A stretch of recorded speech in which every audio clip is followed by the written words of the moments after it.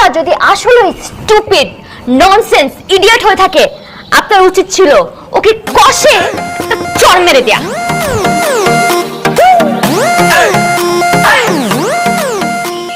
কি হয়েছে স্যার, কি ভাবছেন? ভাবছি আপনি একদম ঠিক বলেছেন। আপনাকে দেখার পর আসলে কষে দুটো চড় লাগিয়ে দেওয়া উচিত ছিল। আপনি? আমি বাজে লোক, আমি স্টুপিড, আমি বদমাস, আমি থার্ড ক্লাস, আমি ইডিয়েট। মেয়ে না মা, কিছু না, করছি।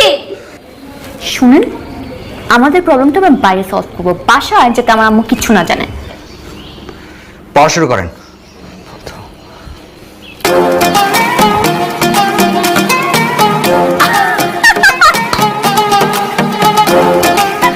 স্যার, আমি ডাক্তার না নৌকার কথা শুনেছিলাম, কিন্তু এই প্রথম জীবনে ডাক্তার না চশমা দেখছি।